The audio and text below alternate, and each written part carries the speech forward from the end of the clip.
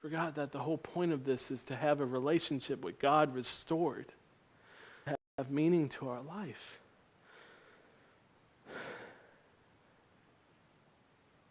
Because we forgot this very important point. We are dependent upon the Lord.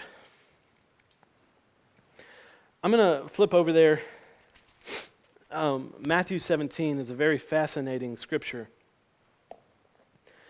And I'm going to flip over there for a moment because I think it's something we need to see.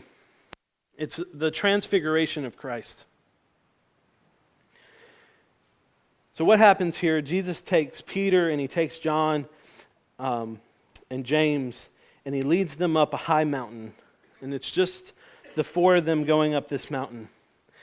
And verse 2, he was transformed in front of them, and his face shone like the sun. Even his clothes became as white as light. Think about that for a moment. Like somebody's in front of you and they start shining.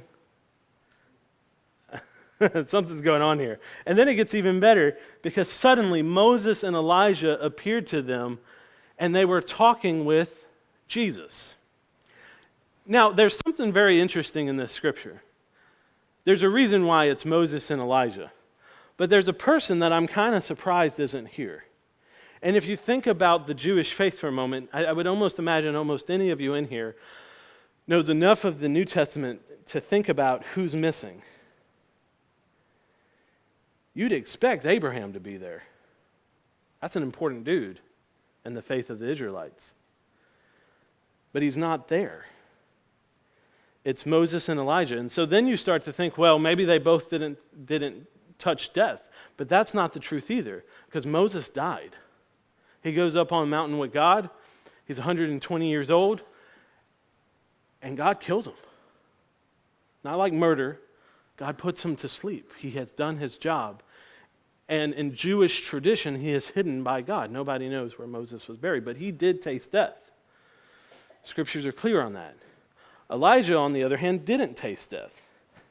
He gets caught up in a whirlwind and taken straight to God. There's only one other person in the Bible like that. That is Enoch. In the very beginning of Genesis, whenever it's going down, it says Enoch walked with God and one day he was no more. He walked so close to God.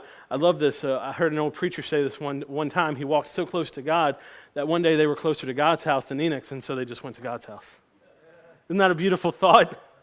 I mean, that's not scripturally true. I mean, it does say he walked with God and one day was no more, but I love that thought. So this isn't people who didn't die and then they're coming back. One died, one didn't. Here's what's amazing in this scripture. I'm going to share it with you in just a moment. Let's read the rest of it. Verse 4. Then Peter said to Jesus, Lord, because he's looking and there's Moses. And he's looking and there's Elijah. And if you're a Jewish male, these are like superstars. These are what's called rock stars back in those days. And he says, Lord, it's good for us to be here. You know, if you want, I will make 3 tabernacles, 3 tents here. And I'll make one for you because you're shining and I don't know what that's all about, but that's Elijah and that's Moses. And I'll make 3 tabernacles. 3 places for worship, because this is awesome. And while he was yet speaking these things, suddenly, and I love, Jesus is already shining, but suddenly a bright cloud covered them, and a voice from the cloud said, "This is my beloved Son. I take delight in him." And then he says